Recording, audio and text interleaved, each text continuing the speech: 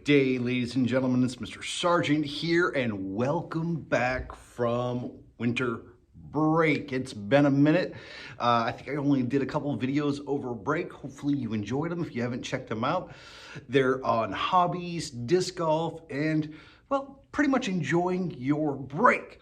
So as we start the brand new year, 2022, we have a couple goals that we have for the rest of the year, and that is to push us even further with our understanding of science and social studies.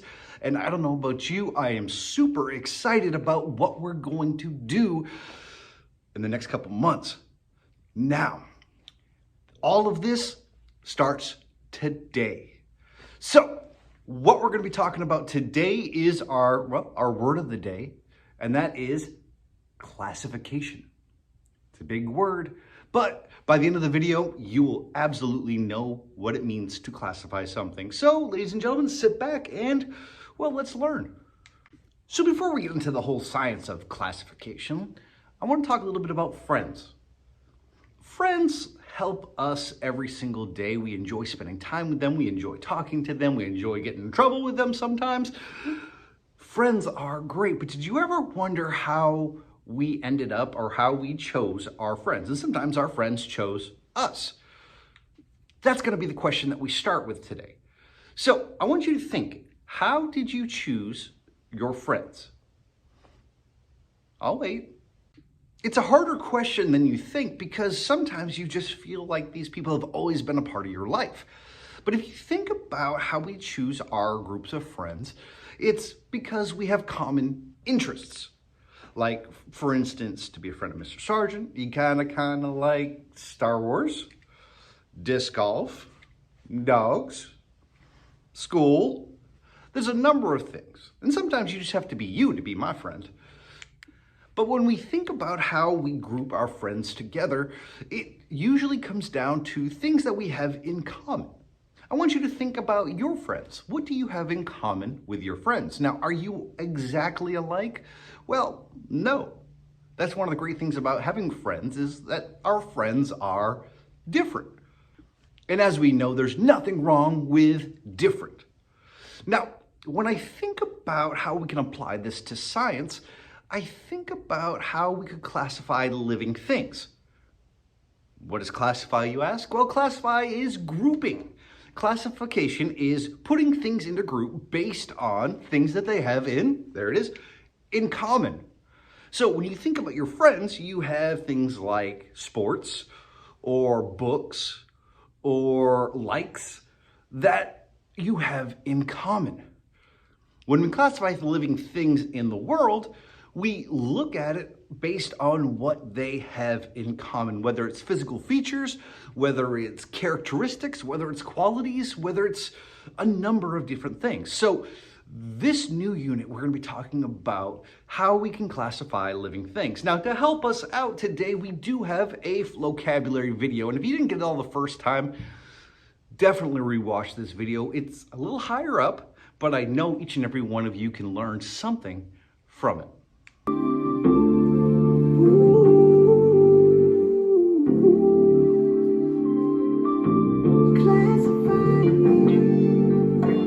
Domain, kingdom, phylum, class, or the family, genus, species, last. Domain, kingdom, phylum, class, or the family, genus, and the species, last. There are millions and millions of species of living things, from bald eagles to seaweed. Each year we find plenty more. Oh, really?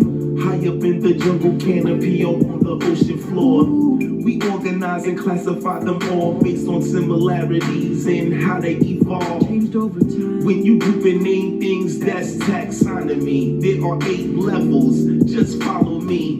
There are 3 domains up at the top, and 6 kingdoms come next. It don't stop. The phylum, class, or the family, genus, species. I have no idea what you're talking about. Well, you see, we give Latin names to everything that's alive. Like Roberto?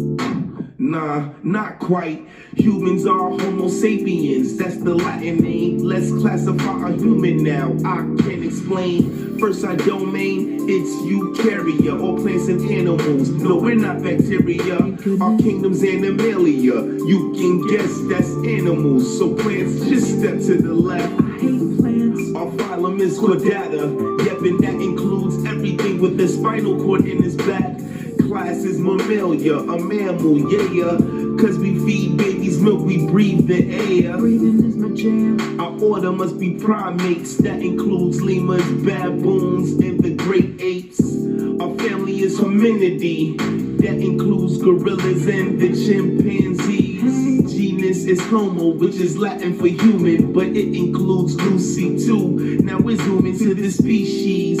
In that we're sapiens, which means wise in Latin. Let me say again: domain, kingdom, phylum, class, order, family, genus, species, last. Domain, kingdom, phylum, class, order, family, genus, species, last. We classify living things into groups. Learn a little Latin, get to know the truth. We classify living things into groups. Learn a little Latin and get to know the truth. Dear King Philip, come over for good soup. Dear King Philip, come over for good soup. Dear King Philip, come over for good soup. Dear King Philip, come over for good soup. Dear King Philip, come over for good soup. Dear King Philip, come over for good soup.